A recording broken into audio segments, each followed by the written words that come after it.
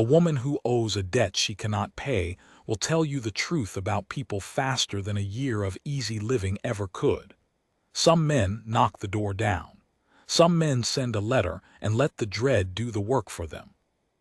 This is a story about the third kind of man, the one who shows up looking like nobody at all, takes a cup of weak coffee from hands that have nothing left to give, and watches a stranger be kinder to him than the whole world has been to her. Her name was Della. She ran a relay station alone at the edge of a road that didn't care whether she lived or died. She was 9 days from losing everything her husband built, and she didn't know that the dusty cowhand asleep in her barn could erase the whole debt with the stroke of a pen. She didn't know who he was. That's the part that mattered. Because before she learned his name, she had already shown him exactly who she was, and that changed everything about what he was going to do next. Stay with me. The hand he reached out wasn't the one you're expecting. The first thing I noticed about the woman who would change my mind about a great many things was that she counted her coffee beans before she ground them. Not scooped, counted, one at a time into a tin cup, her lips moving, her thumb pressing each bean down like it might try to escape. I was sitting in the corner of her station house with my hat on my knee, pretending to study the wall, and I watched her count out exactly enough for 2 cups and then look at the little hill of them and put 4 back in the jar. 2.5 cups then, 1 for her mourning, 1.5 for the stranger she'd let sleep in her barn. She'd decided I was worth the half but not the whole, and I respected her for it. A man learns more about a person from how they ration than from anything they say out loud. I should tell you who I was, sitting there, before I tell you who she thought I was. I was the man whose name was printed on the side of every freight wagon that rolled through that country. Garrett and Line, it said, in green letters 2 feet tall. I owned the wagons, the mules, the contracts, the warehouses in 3 towns, and though I did not yet know it that morning, I owned her. But she didn't see Garrett and Line. She saw a saddle-sore drifter in a coat gone gray at the elbows who'd ridden in the night before half dead from the heat, asking did she have water for his horse, and would she mind if he slept somewhere out of the wind. I'd been traveling that way on purpose. 2 weeks I'd been on the road in old clothes, riding the line myself the way my brother used to swear was the only honest way to know your own business. You can't run a thing from a chair, Tom used to say. You gotta put your boots in the dust it makes. Tom had been dead 11 years. I still rode the line because of him. I still carried his brass coat button in my vest pocket, worn smooth as a river stone from my thumb, and I will not pretend I wasn't fidgeting with it that morning, sitting in a stranger's house, counting things the way I count everything. Beans, floorboards, the minutes till the coffee was ready, 11 boards across the floor, 3 of them cracked. A man does what a man does. You don't have to ration on my account, I said. She didn't turn around. I'm not. You put 4 beans back. That made her stop. She set the grinder down and looked at me over her shoulder, and I got my first proper look at her face in the daylight. Younger than the gray in her braid suggested. A burn scar on the back of one hand, old, healed, shiny. Eyes the color of weak tea and twice as tired. She had the kind of stillness that isn't peace. It's the stillness of somebody holding very still so they don't fly apart. You count, she said. It wasn't a question. I count, you count, 2 of a kind. She turned back to the grinder. Most folks don't notice when somebody's careful. Either they're careful too or they've got nothing to count. Which are you? The grinder went crick, crick, crick. Both lately, she said, and that was the most honest thing anybody had said to me in a year, and she'd said it to a man she figured she'd never see again after breakfast. Her name was Della Marsh. The station was called Half Mile, on account of it sitting a half-mile off the river where the only decent crossing was, which made it the natural place for the freight line to swap tired teams for fresh ones. I knew Half Mile. I'd never been to it, but I knew it the way I knew all my stops as a name in a ledger, a line item, a place that owed money or was owed it. I did not yet know which. She poured the coffee. gave me the full cup and kept the half for herself, which was the opposite of what I'd expected, and it landed in my chest like a small stone. I'd watched her ration that very bean 10 minutes before. Now she'd reversed it. I started to say something and she cut me off with a look. "You rode in worse than I look," she said. "And I look bad, drink your coffee." There was a dog under the table, one-eyed, gray-muzzled, a mutt of no particular ambition who had decided my boot was the warmest thing in the room and laid his chin across it. Della called him Biscuit. When I moved my foot he groaned like I'd betrayed him. "He likes you," Della said, surprised. "He doesn't like the company men." I felt the brass button go still between my thumb and finger. "Company men," I said. "Freight company," she drank. "They come through. They're not unkind, exactly. They're just," she searched for it. "They look at this place like it's a number that isn't adding up the way they want, which I suppose it isn't." A small, dry laugh with no humor in it. "Which I suppose it isn't." She said it twice. People do that, I've noticed, when a thing scares them. They say it once to me and once to themselves, and the second time is the true one. I should have told her then. I had every chance. I could have set the cup down and said, "Mrs. Marsh, my name is on those wagons, and whatever number isn't adding up, I'm the man who decides what to do about it." 5 seconds of honesty and I could have made her mourning. I didn't, and I have asked myself why 100 times since, and the truthful answer isn't flattering. The truthful answer is that no one had been kind to me, not the man, the drifter, the nobody, in longer than I could rightly remember. They were kind to Garrett and Line. They were kind to the wagons and the contracts and the green letters 2 feet tall. Della had given me the full cup before she knew I was worth a single bean. I wanted to keep being worth it a little longer. That's the small, mean, human truth of it. I sat there, and I let her go on thinking I was nobody, because being nobody to her was the best thing I'd felt in 11 years. So instead I said, "How bad's the number?" She looked at me a long moment, deciding. Then she went to a shelf and took down a tin box, the kind that once held tea, and she set it on the table between us and opened it and turned it toward me like she was showing me a wound she was too tired to keep hiding. Papers, folded soft from handling. A note of debt, and the figure on it made my chest go cold, not because it was large. It wasn't, not to me, it was a rounding error. It was a Tuesday, but because of the date written beneath it.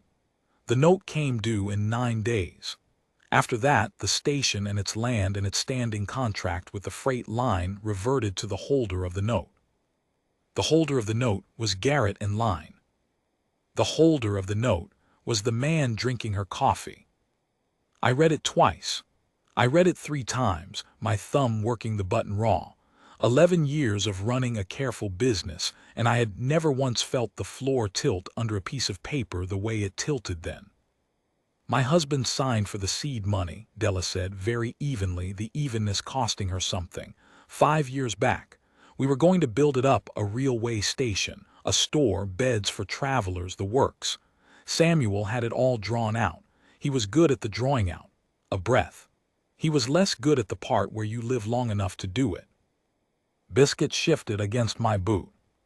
"Fever," she said before I could ask. 2 winters ago. Took him in 4 days. I buried him out back where he can see the road because he loved the road, God help him. He loved this stupid empty road more than was reasonable." She closed the tin box gently, the way you'd close a sleeping child's hand. "I kept it running. I swapped the teams, I keep the well clean, I keep the lamp lit. The line still uses the station, they have to. There's no other crossing for 20 miles. But the note came due faster than I could make it pay, and the company would rather own the land outright than keep paying a widow to run it. So," she spread her scarred hand flat on the lid. 9 days. "You could sell the contract," I said. My voice came out strange. "Somebody'd buy a standing freight contract." "To buy the contract, they'd have to buy the note. The company won't sell the note to anybody but themselves." She almost smiled. "It's a clever little trap. I don't think anybody built it to be cruel. I think it just turned out that way, the way these things do, when the men who write them are far off and the woman it lands on is right here. The men who write them are far off. I am the man who writes them. I was right here. I want to be honest with you about what I felt in that moment, because the easy thing would be to tell you I felt only shame, and I did feel shame, plenty of it, a cold lake of it. But underneath the shame was something worse and more useful. I felt seen. She had described me to my face. The men who write them are far off, and she'd described me wrong, and the wrongness was a kind of mercy I hadn't earned. To her, I was a tired man who'd had bad luck, not the luck itself, not the far-off hand. I wanted to deserve being seen that way. That's the thing no one tells you about being rich enough to fix something with a signature. It makes every kindness suspect, including your own. If I cleared the note right then, with my own name on the page, she'd know it for charity, and charity from the company that built the trap is just the trap wearing a kinder coat. She'd refuse it. A woman who reverses a coffee ration out of pride will not take her whole life back as a gift from the man who held the knife. I understood, sitting at her table with her dog on my boot, that I could not save Della Marsh by being Garrett of Garrett and Line. The name was the problem. The name was the far-off hand. I'd have to save her some other way, as the nobody, as the man worth half a cup. "What are you going to do?" I asked. She stood and gathered the cups, and I noticed her hands had a tremor she was managing not to let into her voice. "Tomorrow, a man named Tully comes to take the inventory. Company agent. He'll count the stock and the tack and the teams and write down what the land's worth so the company knows what it's getting. Crick of the pump handle, water over tin. I'll let him in. I'll give him coffee. I'll be polite because there's no profit in being otherwise, and then in 8 days I'll load biscuit and what fits in a wagon and I'll go." Her back was to me. "I'm not going to cry about it. I cried for Samuel. I'm not going to cry about a building. It's not just a building." The pump stopped. "No," she said after a while, so quiet I barely caught it over the dog snoring. "No, it isn't." I'd come to Half Mile Station to count mules. I'd planned to be gone by noon. Instead I heard myself say, "You need a hand around the place, before this Tully comes. Roof needs work, I saw it riding in. Corral gates dropped a hinge. Man should leave a place better than he found it, even if it's only for a day." She turned around and gave me the longest, most measuring look I have ever received from another human being, and I will tell you it was harder to sit under than any contract negotiation I have ever conducted. She was deciding whether I was a fool, a liar, a drifter with nowhere to be, or a danger. I held very still. Biscuit, traitor that he was, chose that moment to roll over and present his belly to me with total trust, and something in her face eased. "I can't pay you," she said. "You already overpaid me." I lifted the empty cup. "Full one this morning. I owe you half a cup of work at least." And there it was, the first true thing I'd given her. "I owe you." I let her keep thinking it was a joke, but I meant it the way a man means a vow, and I think some animal part of her heard the undermeaning, because she frowned like a person catching a word in a language they almost know. "What's your name?" she asked. "You never said." I had a lie ready. I'd been using it for 2 weeks down the line. Eli, just Eli, used to drive teams for an outfit up north. Half of it was even true. I'd driven teams before I ever owned a single one. The lie sat behind my teeth, smooth and easy. But she'd given me the full cup, and a man can only stand so much undeserving at one sitting. "Eli," I said, which was my name, my given name, the one my mother used, the one nobody had called me in years because to the world I was Garrett, just Garrett, the way she was just a number that wasn't adding up. "Eli." "Eli," she repeated, trying the weight of it. "All right, Eli, the hammer's in the lean-to. Mind the nails, they're the last I've got. Every one of them spoken for." I went out into the white morning heat, and I climbed up onto the roof of a building I owned and did not own, that I held the death grip on and could not save with my own hand. And I started pulling the loose shingles she couldn't afford to replace, and I counted them as I went, 12, 13, 14. And below me I heard her start to sing, very low. the way people do when they've forgotten anyone can hear. It was a sad little tune, and she had a plain, true voice, and Biscuit lay in the one strip of shade and watched me work. And I thought, 9 days. I had 9 days to figure out how to give a proud woman her life back without letting her see whose hand it came from. I had a note in a tea tin downstairs with my name as good as printed on it. And tomorrow, a man named Tully was riding in to count everything she had left. Tully, who had met me a dozen times, who had sat across my desk, who would take one look at the drifter on the roof and call me Mr. Garrett in front of God and Della and the one-eyed dog. I pulled another shingle, 15. I have made many decisions in my life with money and ink, far off, where they couldn't touch me. This was the first one I ever made with my boots in the dust it made. I didn't have a plan yet. I only had the certainty, hard and bright as the nails she'd counted, that I was not going to let Half Mile fall, and that the hardest part wasn't going to be the money. Tully came at the worst possible hour, late morning, when the light is flat and merciless, and there's nowhere on a roof for a man to hide his face. I heard him before I saw him. A buggy, not a saddle horse, the wheels grinding the road's loose shale, and a second sound under it that I knew the way you know your own heartbeat. The particular jingle of a Garrett and Line team in harness, the brass on the cheek straps that I'd specified myself because it was a quarter-cent cheaper per set, and you save real money buying 800 of a thing. 11 years of that sound. I could have picked it out of a thunderstorm. I was nailing down the last of the loose shingles. 22 of them, I'd counted, and the count had calmed me the way it always does, and the calm went out of me all at once when that brass jingled around the bend. Tully, Marcus Tully. He'd worked for me 6 years. A careful man, narrow, with spectacles he polished when he was nervous, and a memory for figures that I valued more than I'd ever told him. He had sat across my desk not 3 weeks before this very morning, and watched me say I'm going to ride the line myself. Tully, the old way, don't tell a soul where I am, and he had nodded and not asked why, because he was the kind of man who understood that some questions aren't yours to ask. He did not know I was at Half Mile. No one did. That was the whole point of riding the line as a nobody.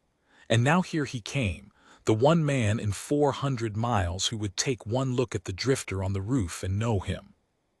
I had a choice to make in the time it takes a buggy to cover 50 yards, and it is a hard thing to think clearly while flattening yourself against hot shingles like a lizard. But I will tell you what went through me, because it matters to what came after. I could climb down and meet him as Garrett. End the whole charade. Tell Tully to tear up the note. I could do that. It was mine to tear and ride away and let Della keep her station and never know who'd done it. Clean. Simple. The far-off hand, reaching in one last time to fix the number and then withdrawing. And she would have hated it. I knew that the way I knew the brass. A woman who reverses a coffee ration, who counts her last nails because everyone is spoken for, who says I'm not going to cry about a building with her husband buried out back where he can watch the road. That woman does not want her life handed back to her by the company that took it. She wants to have earned the keeping of it, or failing that. She wants to lose it on her own terms, standing up, polite to the bitter end because there's no profit in being otherwise. Charity from Garrett and Line wouldn't save Half Mile. It'd just be a softer way of taking it from her, taking the one thing the trap had left her, which was the dignity of having faced it square. So I did the cowardly brave thing, or the brave cowardly thing. I've never been able to decide which. I pulled my hat low, I kept my back to the road, and I stayed on the roof. Mrs. Marsh. Tully's voice, dry and precise, carrying in the still air. Marcus Tully, agent for the freight line. You'll have had my letter. I had it. Della's voice from the doorway below me, even as a fence rail. Coffee's on, come in out of the sun and we'll get it done. You're very gracious. A pause. I could picture him polishing the spectacles. Most folks in your circumstance aren't. Most folks in my circumstance haven't got the energy to be otherwise. A beat. Mind the dog. He's old and he's got opinions. I heard the door and the buggy team blowing and stamping, and then the particular quiet of two people gone inside to do a sad piece of arithmetic. I let out a breath I hadn't known I was hoarding. The brass button was slick in my fingers. I'd been working it the whole time without noticing. Tom's button, worn smooth, my brother's last brass. "You can't run a thing from a chair," Tom said, 11 years dead, right in my ear. "But you can't hide from it on a roof either, Eli. Sooner or later you climb down." I climbed down, but I went around the long way past the well into the shade of the linta where the tack hung, and I made myself useful and invisible at the same time, oiling a bridle that didn't need it, keeping the building between me and the window. A coward's industry. I could hear them through the open shutter. Tully was good at his work, I'll give him that even now. He went through it kindly, which is worse somehow than cruelty would have been. 4 sound teams, 2 needing the farrier. Tack and fair repair, better than I expected, you've kept it up. Well's good. Roofs, a pause, roof's been seen to recently, I see. New shingles, and Della saying, careful, a traveler did it, working off a kindness. And Tully, after a moment, that's unusual. And Della, he's an unusual sort of traveler. I oiled the bridle a 3rd time. It went on like that. The inventory of a life, item by item, in a voice trained to keep feeling out of it. The lamp oil, half a tin. The flour, 2 sacks, 1 open. The store goods Samuel had meant to sell and never had the stock to, a bolt of blue calico gone pale at the fold, a box of horn buttons, a coffee mill better than the one she used, kept new for a store that never opened. I heard her tell him about the store that never opened in the same flat, even voice, and I heard the voice not quite hold on the word opened, and I had to put the bridle down and grip the linta post and breathe. This is the part I have not told many people. Standing there in the dark of the lean-to, listening to a careful man count a widow's failures aloud while she handed him coffee and corrected him gently on the number of horn buttons, I understood for the first time in my life exactly what my business was. Not the wagons, not the green letters. The wagons were just the part I could see from the chair. This was the business, this room, this tin of cooling coffee, this woman keeping her voice level while a stranger appraised the bones of her marriage. Every contract I'd ever signed had a room like this at the far end of it, where the number landed on somebody who was right there. I'd known it the way you know a thing you've read. I'd never known it the way you know a thing you've heard through a shutter with your brother's button cutting into your palm. Tully finished. I heard the scratch of his pen, and then he said the thing I'd been dreading since the brass first jingled around the bend. "Mrs. Marsh, before I go, I wonder if I might speak to the traveler, the one who did your roof. The company keeps a list of reliable hands for the stations, and a man who'll work off a kindness is worth knowing. Where's he got to?" And Della, God help her, God bless her, called out the window, "Eli, you out there? Agent wants a word." There is no good way to refuse such a thing. To refuse is to be strange, and strange gets remembered, and I needed to be forgotten. So I came around the corner into the flat light with my hat as low as a hat will honestly go, and I kept my eyes down on the dust like a shy man, and I said, in a voice pitched rougher than my own, "Sir." I felt Tully look at me. I felt the exact moment his careful eyes went to the set of my shoulders, the way I stood, the hands. A man's hands give him away faster than his face, and mine were soft in the wrong places for a drifter, soft where a pen sits, and Tully had watched those hands sign 2,000 pages. The silence went on a half-second too long. I looked up. I have negotiated with hard men over large sums. I have never in my life put as much into a single look as I put into the one I gave Marcus Tully across that dusty yard, with a widow standing in the doorway between us and a one-eyed dog at her feet. I don't know what was in my face. I know what I meant. Not now. Not here. Don't. Tully's mouth opened. And then I watched it happen, watched a careful man do a reckless kind thing, his mouth closed. He took off his spectacles. He polished them slow on his sleeve, giving himself the time, and when he put them back on his face had decided something. "You did good work on that roof," he said to me, to the drifter, to Eli. What outfit you ride for before this? Teams up north, I said. Outfit's gone under now. That happens. He looked at me a moment more, and there was a question in it that he was choosing not to ask out loud, the same question he hadn't asked across my desk 3 weeks before. Some questions aren't yours to ask. Well, if you're looking for steady work, the line could use men who finish what they start. A pause, waited, meant for me and only me. Lord knows the men at the top don't always. I'll keep it in mind, sir. He nodded. He climbed into his buggy. He gathered the lines and the brass jingled, and he looked down at Della in her doorway, and his careful face did something I didn't expect. It softened, all the way a man's face softens when he's about to do the only decent thing in a transaction built to be indecent. Mrs. Marsh, he said, the inventory I take back is honest, but how I date my report when I file it, how long the paperwork sits on a clerk's desk before it's processed, that's discretion, and discretion's the one thing the company lets a man keep. He settled his hat. These things sometimes take longer than 9 days, paperwork slow. I'd not give up on a place too early is all I'm saying. Days can stretch when a man wants them to. And then he drove off, the brass fatting down the road, leaving Della standing very still in her doorway holding 2 coffee cups and trying to understand what she'd just been given. She'd been given time. Tully, careful, narrow, 6 years loyal Tully had looked at the drifter, recognized his employer hiding on a widow's roof, drawn whatever conclusion a smart man draws and decided to buy us both some days. He'd risked his place to do it. I have never told him I knew. Some debts you carry quiet. Della turned and looked at me, and I saw her doing arithmetic of a different kind now, not the station's number but mine. The agent had treated the drifter strange. The agent had said the men at the top. The agent had looked at my hands. Eli, she said slowly, who are you? And here was the second choice, harder than the roof. I could tell her. The yard was empty now, the witness gone, just her and me and Biscuit and the long white road.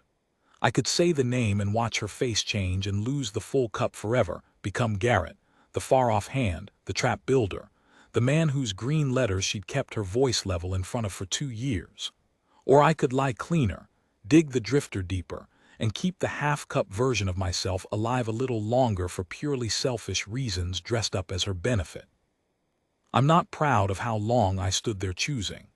Biscuit broke it, came and leaned his old weight against my leg, that animal verdict again, and Della watched her dog trust me, and I watched her decide to let the question sit, because she was tired, and because some part of her didn't want the answer to be the one her arithmetic was reaching. I'm a man who finishes what he starts, I said, which was Tully's word handed back and which was true and which answered nothing. And your 9 days just got longer, so let's not waste them. She looked at me a long beat. That's not an answer. No, I agreed, it isn't. She almost smiled. The same almost smile from the morning, the one with no humor and a great deal of weariness in it. You're the most aggravating drifter I ever fed. I've been called worse by better. I doubt that. She handed me the cup of coffee that had been meant for Tully and gone cold, a full cup again, the second full cup she'd given me in a day, and I took it and the cold of it didn't matter at all. All right, finish what you start. If we've got days we didn't have this morning, what do we do with them? Because I'll tell you plain, Eli. I've turned this over every night for a month and there's no arithmetic that adds up. The note's bigger than anything this place can earn before it's due. Time doesn't fix a number. It just lets you watch it longer. And that was the thing. She was right. Tully had bought us time, but time was only kind if you had something to do with it, and a widow at a relay station can't earn a fortune in a fortnight. I knew the number. I knew it down to the cent. It was mine, after all. There was no honest road from what half-mile could make to what half-mile owed. Unless... I set the cold cup down on the well edge, and I looked at the station with a different set of eyes.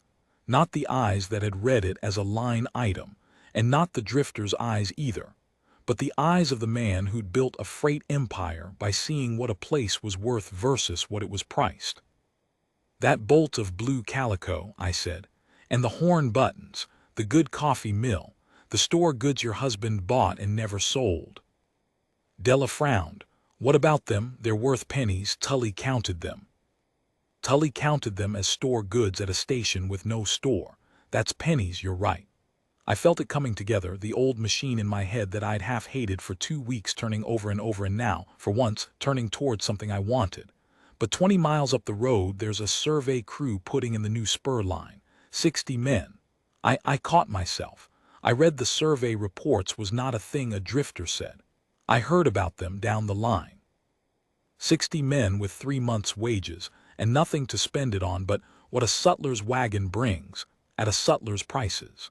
Men that far outpay double for a needle and triple for sugar, and they'll pay near anything for a yard of blue calico to send home to a wife.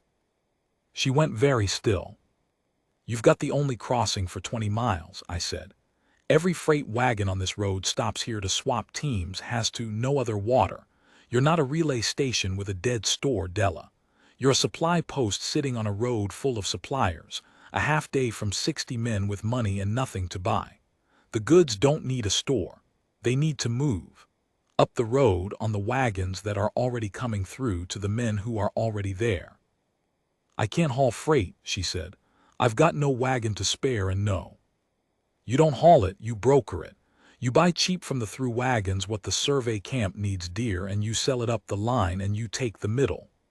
I was talking faster now, the drifter slipping, the other man bleeding through, and she was watching it happen with her tea-colored eyes gone sharp. "It's not a fortune in a fortnight. But it's a number that grows, and a growing number changes everything because," and here I had to step careful because here I knew something Eli couldn't, because a company would rather hold a paying contract than own a dead building. If half-miles earning, the note's worth more to them uncalled than called. You don't beat the trap by paying it off. You make yourself worth more alive than dead. The yard went quiet. Biscuit sighed. Somewhere a fly worked the rim of the cold coffee. "How," Della said, very low, "does a man who drives teams up north know how a freight company thinks about a note?" I had walked myself right up to the edge of it, again. "Because I've watched them my whole life," I said, which was the truest lie I ever told. "Do this exact thing to people like you, and I'm tired of watching." It held.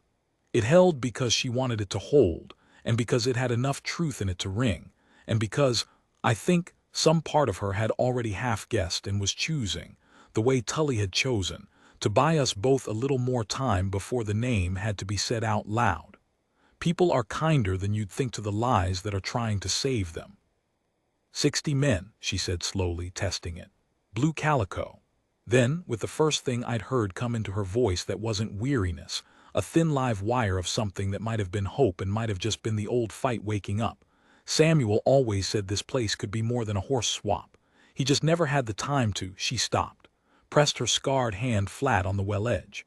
"I'll need the through wagons to play along. The drivers won't sell me goods cheap out of the goodness of their hearts. They answer to the company." "They answer to the company," I agreed. "And the company answers to one man far off who'll never know or care what a driver sells off the back of a wagon at half-mile." I picked the cold coffee back up. "Trust me on that. The man at the top isn't watching this close. He's just now starting to." She didn't understand that last part. She tucked it away. I saw her tuck it away, the way she'd tucked away the men at the top, a little pile of things about me that didn't add up, that she was choosing not to total yet. "Tomorrow," she said. "First wagon through is tomorrow midday. Garrett team eastbound, empty on the return. They'll have room and they'll have nothing better to do than dicker." She looked at me and the wire of fight was in her eyes now, no mistaking it. "If we do this finish, what you start, we do it my way. Honest prices. I won't gouge 60 men hooray as far from home as I am. I'd rather lose the station clean than keep it dirty. I'd rather lose it clean than keep it dirty." I thought about the trap with my name on it, sitting in a tea tin in her kitchen. I thought about the number that was a Tuesday to me and a life to her. I thought about the full cup, given twice, before she knew I was worth a bean. Honest prices, I said, your way. Then we've got a deal. She put out her hand to shake on it, her scarred hand, the burn shiny in the flat light, and I took it. And it was rough and strong, and it gripped like a person who'd held on through worse than me. And Biscuit barked once, sharp, like a man banging a gavel done. And standing there in the white afternoon, holding the hand of a woman who'd just shaken on a plan with a stranger she'd named aggravating and unusual, and the most you ever fed, a stranger whose name was printed on the wagon coming tomorrow at midday, I felt the brass button in my pocket, and I heard my brother, clear as the road was long. The wagon came at midday, the way wagons do, indifferent to every reason a man might have for dreading them. I heard it the way I'd heard Tully's buggy, the brass first, then the wheels, then the particular complaint of an empty freight bed bouncing on the return run. Eastbound. Garrett team. I'd known it was coming since Della named it the afternoon before, and I'd spent the whole morning telling myself I'd find a way to be elsewhere when it rolled in, and the whole morning failing too, because Della had me up before dawn going through the dead store goods by lamplight, sorting what the survey men would pay for, and there is no elsewhere on a relay station when the woman running it has decided you're useful. So I was standing right there in the open yard, a crate of horn buttons in my arms, when the wagon came around the bend with my name on its side in letters 2 feet tall. GARRETT and line, green as it had ever been. I'd chosen that green myself, 11 years back, because it held up in the sun better than the cheaper blue. I'd never once thought about what it would feel like to watch it roll toward me while I stood in another man's clothes, holding another man's unsold inventory next to the widow it was about to ruin. Della didn't look at the letters. She'd seen them 10,000 times. They were wallpaper to her, the brand of the company that owned her note, no more worth reading than the road was worth reading. She was already walking out to meet the driver with her hand up in greeting, calling, "Morning, Pete, you got room on that empty bed and an hour to dicker." Pete. Of course it was Pete.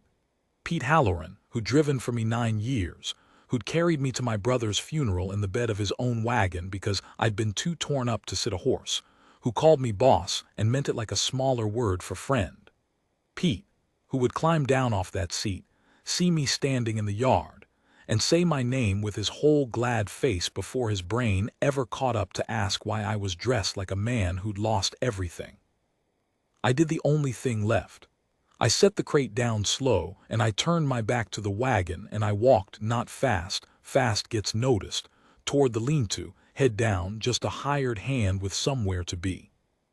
"Eli," Della called, "where you going? I need you for the—" "Water for the team," I said over my shoulder, rough-voiced. "They'll dicker better watered." It was a good line. It would have worked on anyone but Pete, who knew the back of my head as well as the front of it, and who was even now setting the brake and looking around the yard the way a driver does, and whose eyes I felt land on me. On the walk of me, the set of me, the wrong soft hands of me. "Boss." The whole yard stopped. I have replayed that single word more times than I can count, the hope in it, the plain glad confusion. Boss. Half a question, half a greeting, all of it warm, Pete Halloran's whole loyal heart in 2 syllables, dropped into the dust of Della Marsh's yard like a stone into a still well. I stopped walking. There was no point any more. Tom's button was in my fist so hard the edge had cut a little crescent into my palm, and I would find it there that night, a small red moon, and not remember making it. I turned around. Pete was beaming, climbing down, wiping his hand on his trousers to shake mine, and then his face did the thing I'd been dreading and worse. It did it slow, the gladness draining as the questions arrived one after another. Why's the boss here? Why's he dressed like that? Why's he not? Why didn't anyone? What's? And his eyes went from me to Della, who was standing very still now between us, the dicker forgotten, her hand still half raised from her greeting, looking at the driver who just called her aggravating drifter boss. "Boss, I didn't," Pete started, helpless. "Nobody said you was." "It's all right, Pete," I said in my own voice. My real one, it came out quiet. Nobody knew, that was the idea. And then I made myself look at her. I want to tell you she understood all at once, that the arithmetic she'd been refusing to total came together clean. It didn't.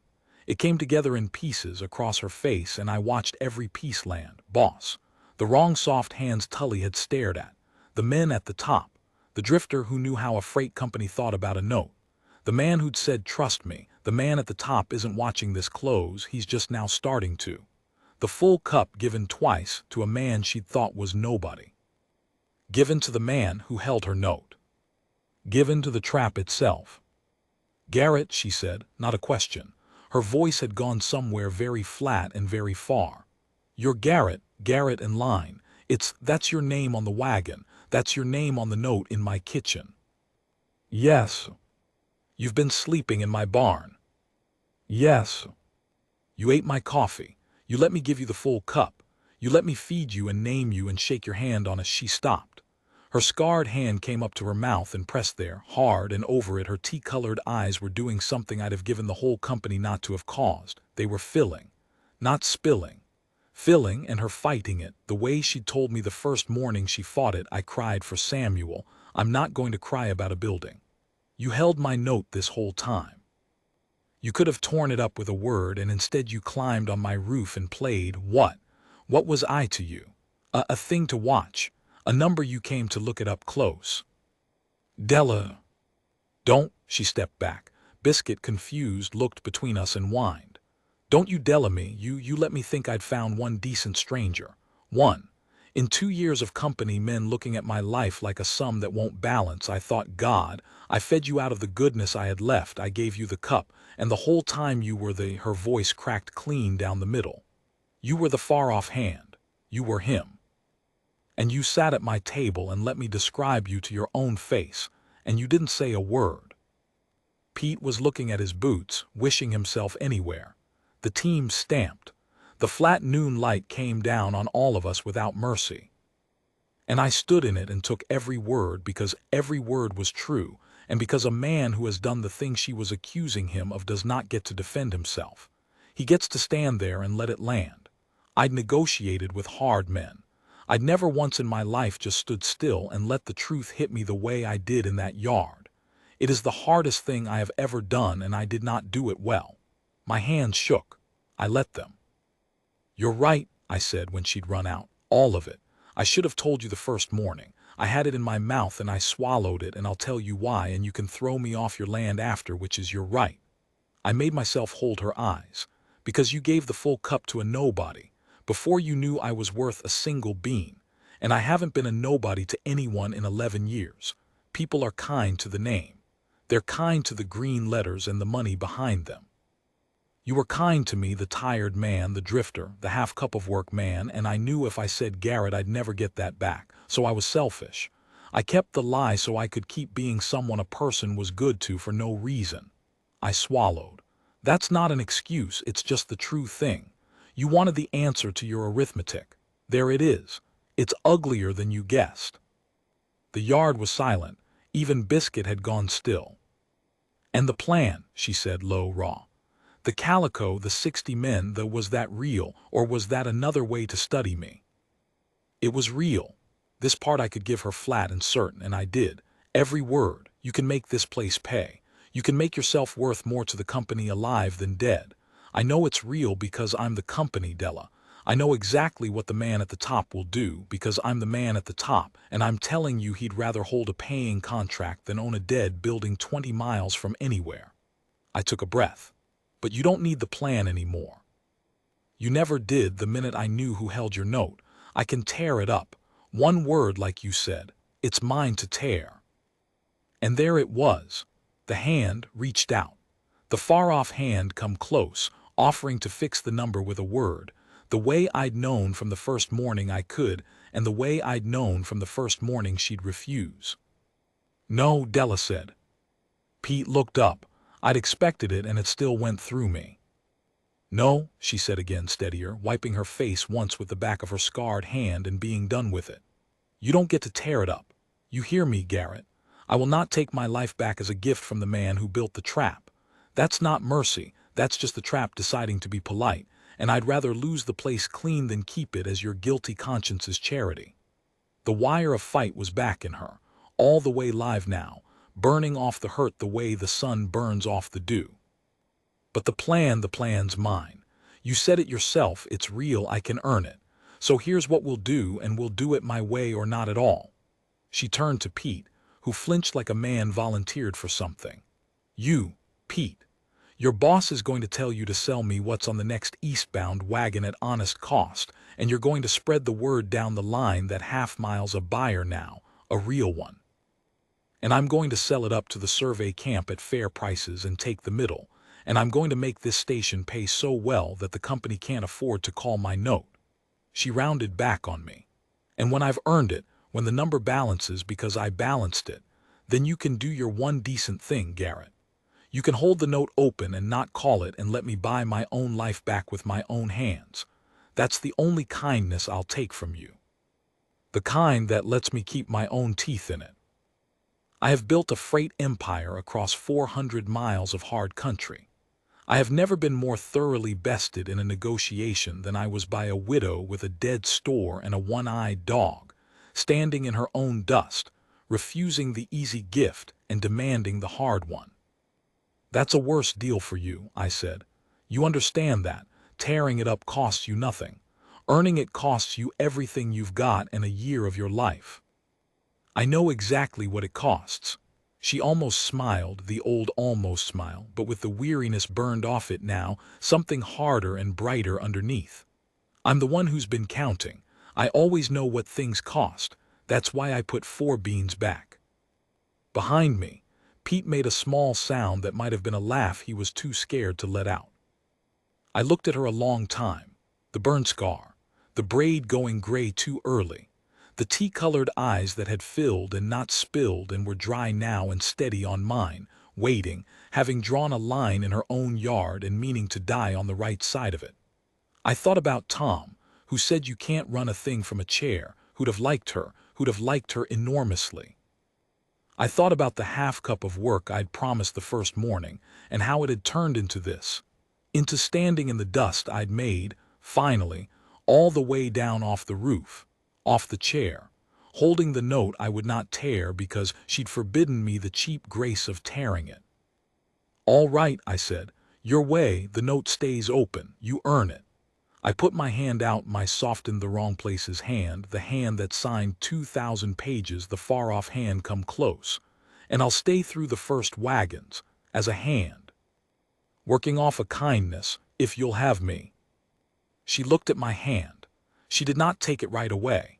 She made me hold it out there in the noon light a good long moment, and it was no more than I deserved, and we both knew it. You'll work for nothing, she said. Honest hands' wages, which is to say none because I can't pay them, and you'll sleep in the barn.